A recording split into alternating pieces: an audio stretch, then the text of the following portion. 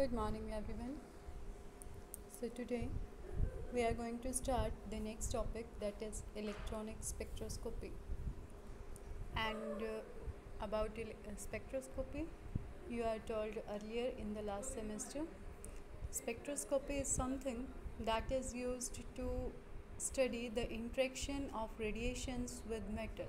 That means it is a branch of science which is used to study the interaction of radiations with matter. There are different branches of spectroscopy, as you all are aware about.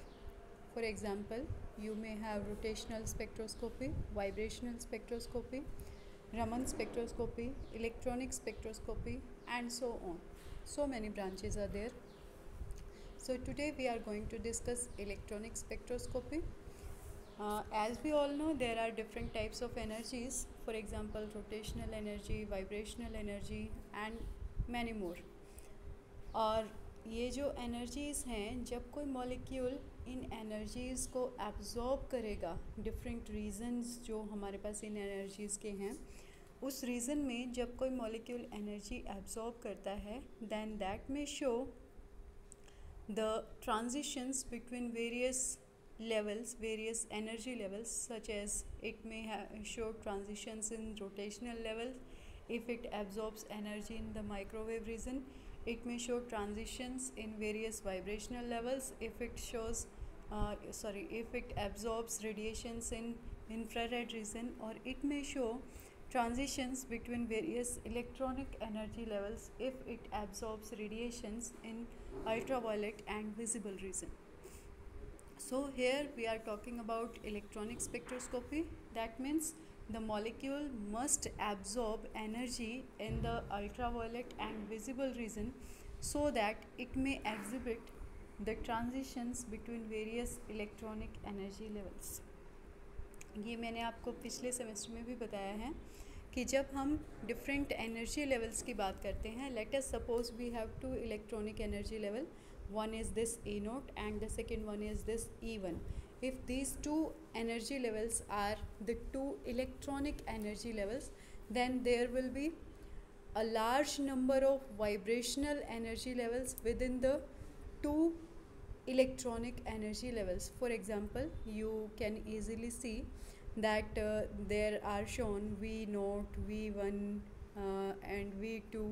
These are the various vibrational energy levels, and in between two vibrational levels there will be a large number of rotational energy levels, जो ये आपको यहाँ पर दिखाई दे रहे हैं कि अगर आपके पास V1, V2 दो vibrational levels हैं, या V naught और V1 दो vibrational levels हैं, then the lines, horizontal lines drawn in between these two energy levels, these are the various rotational energy levels.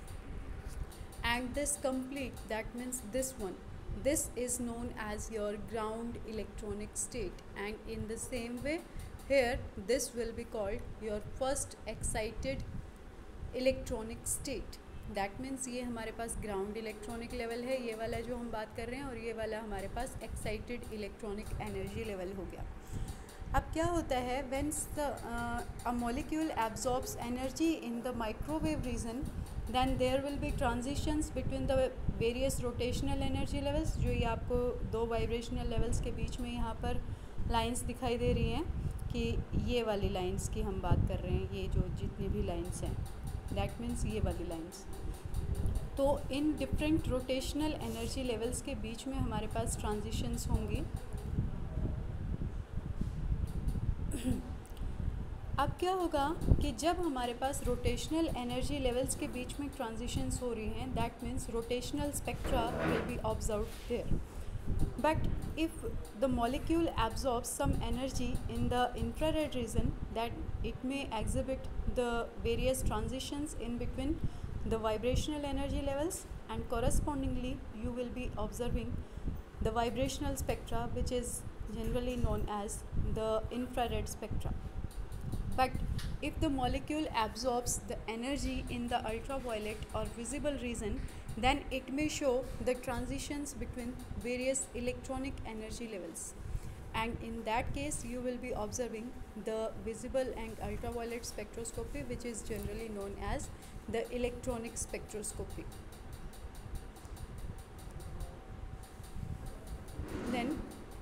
After that this was the general introduction for electronic spectroscopy, कि आप लोगों को just एक introduction मिल जाए.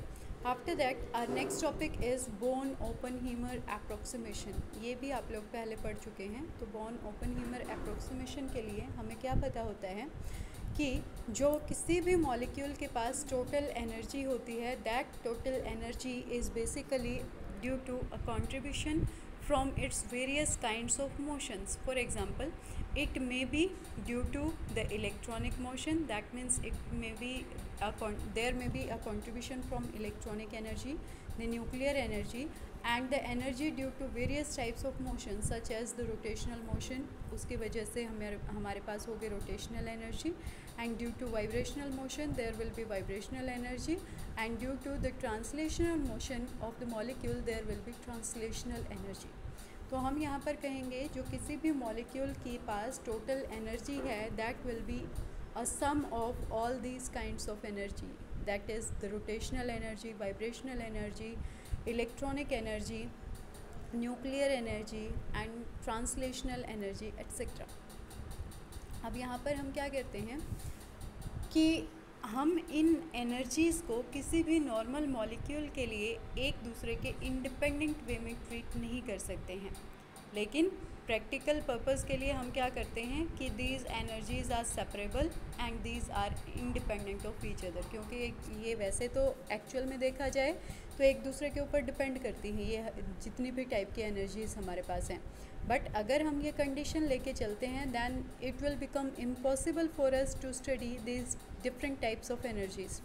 So for practical purposes we consider that we can treat these energy as separable energies, कि हम इनको अलग अलग टाइप की energies को separate करके देख सकते हैं, and these are independent of each other. क्योंकि जो ये energies हैं इनका magnitude में बहुत ज़्यादा डिफरेंस होता है. कि अगर हम रोटेशनल और वाइब्रेशनल एनर्जीज़ का मैग्नीट्यूड देखें तो basically vibrational energies is about 1000 times than that of rotational energies, and same is the case with electronic energy. कि electronic energy को अगर हम देखें तो that is about 1000 times the vibrational energy. That is why हम इनको एक दूसरे से separable consider करके चल सकते हैं. अब इन्हीं डिफरेंट एनर्जीज़ को ऑब्ज़र्व करते हुए बॉर्न और ओपनहीमर ने 1927 में एक approximation the.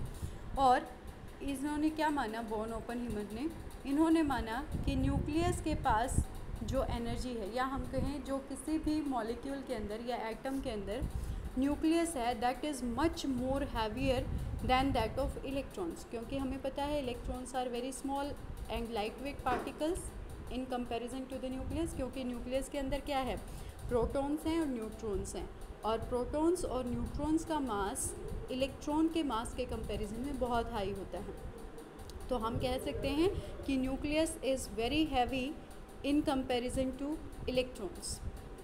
That is why अब देखो, अगर कोई भारी भरकम आदमी है और एक वहाँ पर दुबला पतला सा आदमी है, और एकदम से कुछ ऐसी कंडीशन आ जाए कि जल्दी से उठ के भागना है वहाँ से, सपोज़ भूकंप आ गया, तो बेचारा जो भारी भरकम है उसको तो उठने में टाइम लगेगा, जो दुबला पतला है वो अपना फटाफट उठेगा और भाग जाएगा. तो यही सेम एग्जांपल हम यहाँ पर भी ले सकते हैं कि हमने कहा है nucleus is much more heavier than that of electrons. तो अगर हम मोशन की बात करते हैं तो मोशन जो इलेक्ट्रॉन का होगा that will be very very slow in comparison two electron. या हम कह सकते हैं कि न्यूक्लियस को हम जनरली इलेक्ट्रॉन के कंपैरिजन में स्टेशनरी कंसिडर कर सकते हैं. स्टेशनरी का मतलब होता है एट रेस्ट, क्योंकि जो उसका मोशन है that is very very slow in comparison to the electron. और इसीलिए बॉर्न ओपनहीमर अप्रोक्सीमेशन में हम कहते हैं the electronic motion and the nuclear motion are independent of each other. कि अगर हम इलेक्ट्रॉन से कंपेयर करें न्यूक्लियस के मोशन को तो वो एक तरीके से नेग्लिजिबल है, कि उसको हम इलेक्ट्रॉनिक मोशन के कंपैरिजन में स्टेशनरी कंसीडर करके चल सकते हैं न्यूक्लियस को. दैट इज़ वाई हमने ये कह दिया कि ये जो दोनों टाइप के मोशन हैं ये जनरली एक दूसरे के इंडिपेंडेंट है. तो ये हमारे पास एक स्टेटमेंट हो गई बॉर्न ओपनहीमर अप्रोक्सीमेशन की. तो यहाँ से हम कह सकते हैं कि जो ट्रांसलेशनल मोशन है किसी भी मॉलिक्यूल का, या जो उसका वाइब्रेशनल और रोटेशनल मोशन है किसी भी मॉलिक्यूल के अंदर जो होते हैं, वो उनके इंडिपेंडेंट होता है. इसलिए बोर्न ओपनहीमर अप्रोक्सीमेशन के अकॉर्डिंग हम कहते हैं द इलेक्ट्रॉनिक एनर्जी में be treated separately from the translational, vibrational and rotational energies, कि हम इसको इलेक्ट्रॉनिक एनर्जी को सेपरेट भी कंसीडर करके चल सकते हैं। तो हमने यहाँ पर वही कहा है कि जो मॉलिक्यूल की टोटल एनर्जी है according to Born Oppenheimer approximation that will be the sum of, ये वाला एक्सप्रेशन की बेटा मैं बात कर रही हूँ, that is basically the sum of all these different types of energies, कि हमारे पास जो टोटल एनर्जी है मॉलिक्यूल की वो है translational energy plus rotational energy plus vibrational energy plus electronic energy. तो यहाँ से ये डिफरेंट टाइप्स की एनर्जीज़ का सम हो गया। दूसरा हमने ये भी कहा है कि जो इलेक्ट्रॉनिक एनर्जी है that is much greater than that of vibrational energy which is much greater than that of rotational energy, and this rotational energy will be much more greater than that of translational energy. तो यहाँ से हम कह सकते हैं कि जो translational energy है that will be very very small, और अगर ये ट्रांसलेशनल एनर्जी बहुत ज़्यादा स्मॉल है तो अब यहाँ से इसको हम इन तीन टाइप की एनर्जीज़ के कंपैरिजन में नेगलेक्ट कर सकते हैं, और फाइनली हम ये लिख सकते हैं कि हमारे पास जो टोटल एनर्जी है that is the sum of the rotational energy plus vibrational energy plus electronic energy, वो इन तीनों का सम है, क्योंकि translational energy will be much smaller in comparison to this, तो उसको हमने नेगलेक्ट कर दिया। So this is the most common and most basic form of Born Oppenheimer approximation.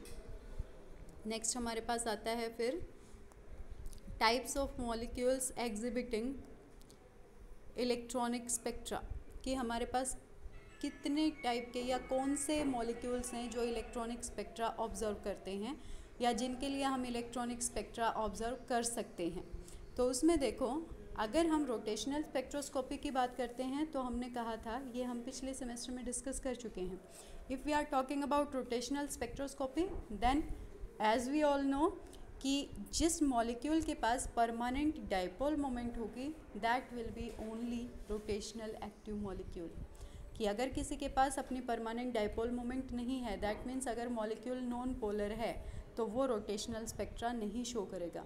In the same way अगर हम वाइब्रेशनल स्पेक्ट्रा की बात करें तो हमने कहा था कि during a vibrational transition whenever there is a change in the dipole moment of the molecule that molecule will be vibrational active only, कि जिस मॉलिक्यूल के लिए किसी वाइब्रेशनल ट्रांजिशन के टाइम पर उसके डाइपोल मोमेंट में चेंज होता है only those molecules will be vibrational active molecules. अब अगर हम यहाँ पर बात करें इन्हीं दोनों रूल्स के अकॉर्डिंग तो हम ये कह सकते हैं कि जितने भी होमोडायटोमिक मॉलिक्यूल्स थे they will not exhibit rotational spectroscopy as well as the vibrational spectroscopy, यानी कि homonuclear diatomic molecules for example hydrogen molecule, nitrogen molecule, oxygen molecule, वो ये रोटेशनल और वाइब्रेशनल स्पेक्ट्रोस्कोपी शो नहीं करेंगे। बट अगर हम बात करें इलेक्ट्रॉनिक स्पेक्ट्रोस्कोपी की तो जितने भी टाइप के मॉलिक्यूल्स होते हैं they will all exhibit the electronic spectroscopy, that means there is no specific selection rule of this kind for the electronic spectra. Now the next topic is the nature of electronic band spectra, कि electronic band spectra का nature क्या है। तो इसमें देखो, कोई भी electronic spectra है वो हमें कब मिलता है, जब molecule lower electronic energy level से हायर इलेक्ट्रॉनिक लेवल में जंप करता है। तो अब इसके लिए हम कहते हैं कि दो इलेक्ट्रॉनिक एनर्जी लेवल्स के बीच में हमारे पास बहुत सारे वाइब्रेशनल एनर्जी लेवल्स हैं और दो वाइब्रेशनल एनर्जी लेवल्स के बीच में हमारे पास बहुत सारे रोटेशनल एनर्जी लेवल्स हैं। दैट मीन्स जब भी कोई इलेक्ट्रॉनिक ट्रांजिशन होगी तो उसके साथ साथ बहुत सारी वाइब्रेशनल ट्रांजिशंस भी होंगी और बहुत सारी रोटेशनल ट्रांजिशंस भी होंगी, because rotational and vibrational energies are smaller than that of electronic energies and there are various vibrational and rotational levels in between the electronic energy levels. So Whenever an electronic transition takes place, that will be always accompanied with a large number of vibrational and rotational transitions also. And also according to Born-Oppenheimer approximation, as we all know, जो हमने कहा था कि जो total energy है that is the sum of electronic energy plus vibrational energy plus rotational energy. तो अगर ये इन तीनों का सम है और इसको हम मान लेते हैं कि ये हमने बॉर्न-ओपेनहीमर अप्रोक्सीमेशन ग्राउंड इलेक्ट्रॉनिक स्टेट के लिए लिखी है, और जब हमने एक्साइटेड स्टेट के लिए लिखा तो इसमें हमने डैश से रिप्रेजेंट कर दिया। अब हमें क्या करना है, हमें करना है कि यहाँ पर चेंज कितना है, उस चेंज की टर्म्स में अगर हम निकालें कि एनर्जी चेंज कितना होगा जब कोई मॉलिक्यूल लोअर इलेक्ट्रॉनिक स्टेट से हायर इलेक्ट्रॉनिक स्टेट में जंप करता है, तो उसमें देखो जो इलेक्ट्रॉनिक चेंज है वो इन सब का डिफरेंस हो जाएगा, और फाइनली जो ये हमारे पास आता है, ये हमारे पास क्या आया, अगर हम इसको देखें तो हम ये कह सकते हैं यहाँ से कि ये हमारे पास एक्सप्रेशन आ गया कि total energy change delta E, that is the sum of delta E electronic plus delta E vibrational plus delta E rotational. अब अगर हमें यहाँ से फ्रीक्वेंसी निकालनी है इसके लिए, तो फ्रीक्वेंसी क्योंकि हमें पता है energy is equal to h nu, तो हमने लिखा delta E is equal to h nu. अब न्यू को हम क्या लिख सकते हैं, सी इंटू न्यू बार लिख सकते हैं। अगर आप लोगों को ये रिलेशन याद हो तो न्यू बार यहाँ से यानी कि frequency in terms of wave number ये हमारे पास कितनी हो जाएगी, that will be equal to delta E by h c. हम क्या करते हैं इस कंप्लीट इक्वेशन को, क्योंकि हमें ये पता है कि न्यू बार अगर हमें निकालना है तो that will be delta E by h c, और डेल्टा वी की वैल्यू हम डेल्टा ई की वैल्यू हमने सेकेंड इक्वेशन में निकाली है, तो हम यहाँ से फ्रीक्वेंसी चेंज यानी कि वेव नंबर के टर्म्स में निकालने के लिए इस पूरी इक्वेशन को एच सी से डिवाइड कर देंगे। तो ये जो इक्वेशन अब हमारे पास आ गई है, this is the frequency for electronic transition, यानी कि ये जो कंप्लीट इक्वेशन है इसकी हम बात कर रहे हैं। अब देखो ये जो इक्वेशन है ये हमारे पास ये इंडिकेट हमें कर रही है कि किसी इलेक्ट्रॉनिक ट्रांजिशन में रोटेशनल और वाइब्रेशनल स्ट्रक्चर्स भी साथ में इन्वॉल्व होती हैं।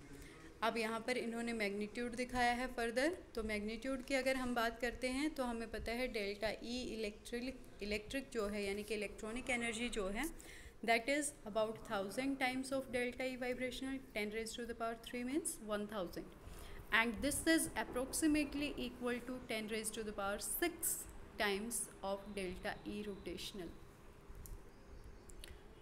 अब यहाँ पर अगर कोई भी चेंज हमारे पास इलेक्ट्रॉनिक स्टेट में होता है तो there will be a simultaneous change in vibrational and rotational energy levels also. अब फिर फर्दर क्या है कि अगर हम यहाँ पर इलेक्ट्रॉनिक ट्रांजिशन को देखें तो कोई स्पेसिफिक सिलेक्शन रूल्स यहाँ पर इलेक्ट्रॉनिक ट्रांजिशंस के लिए नहीं हैं। सिंपली हम कहते हैं कि सारे ही मॉलिक्यूल्स ये इलेक्ट्रॉनिक ट्रांजिशन शो कर सकते हैं, लेकिन अगर हम बात करें ग्राउंड स्टेट की तो almost all the molecules will be there in the ground vibrational level of the ground electronic state. कि इलेक्ट्रॉनिक स्टेट्स के पास भी तो हर एक स्टेट के पास large number of vibrational energy levels हैं। तो यहाँ पर ये कह रहा है कि अगर हम नॉर्मल कंडीशंस में देखें तो मोस्टली जितने भी मॉलिक्यूल्स वहाँ पर हैं उस सैंपल में वो सारे के सारे ग्राउंड वाइब्रेशनल लेवल पर ही एग्जिस्ट करते हैं। अब यहाँ से अगर हम फ्रैंक कॉन्डन प्रिंसिपल के अकॉर्डिंग देखें तो जो ट्रांजिशंस यहाँ होती हैं different vibrational levels of the two electronic energy states, those are generally 0 to 0, 0 to 1 और 0 to 2 etc. और ये जो इस टाइप का डिफरेंट वाइब्रेशनल ट्रांजिशंस का सेट है, यानी कि हर एक ट्रांजिशन की वजह से एक स्पेक्ट्रल लाइन हमें मिलती है, ये हम ऑलरेडी पढ़ चुके हैं। तो ये जो वाइब्रेशनल ट्रांजिशंस की वजह से हमें स्पेक्ट्रल लाइंस मिलती हैं इनको हम बोलते हैं द कोर्स स्ट्रक्चर, यानी कि इनकी वजह से हमें एक सिंगल लाइन के बजाय एक ग्रुप ऑफ लाइंस मिलेगा जिसको हम जनरली बैंड बोलते हैं। और उस ग्रुप ऑफ लाइंस में जो भी स्पेक्ट्रल लाइंस हमें मिलती हैं इन वाइब्रेशनल ट्रांजिशंस की वजह से, यानी कि 0 to 0, 0 to 1 और 0 to 2 ट्रांजिशंस की वजह से, they will give us the coarse structure of this band spectra. अब हमें ये भी पता है कि दो वाइब्रेशनल लेवल्स अगर हैं तो उनके बीच में बहुत सारे रोटेशनल एनर्जी लेवल्स भी एग्जिस्ट करते हैं, तो साइमल्टेनियसली वो वाली ट्रांजिशंस भी होंगी। तो उन ट्रांजिशंस में भी जितने भी ट्रांजिशंस होंगे हर एक की वजह से एक स्पेक्ट्रल लाइन एग्जिस्टेंस में आएगी, and therefore there will be a group of very closely spaced lines. और इस वजह से जो हमें ये रोटेशनल ट्रांजिशंस की वजह से लाइंस मिली हैं उसको हम बोलते हैं फाइन स्ट्रक्चर। तो due to the coarse structure, that means due to the vibrational transitions, and the fine structure, that means due to the rotational transitions, we get a band of lines instead of lines spectra. तो इसीलिए हम कहते हैं कि जो ये visible and ultraviolet spectroscopy है, in this kind of spectroscopy we get the band instead of a line. So this is a band spectra. So for today we are doing just like this, and in the next video we will be discussing the following topics, that means potential energy curves and so on. We'll do these topics in the next video.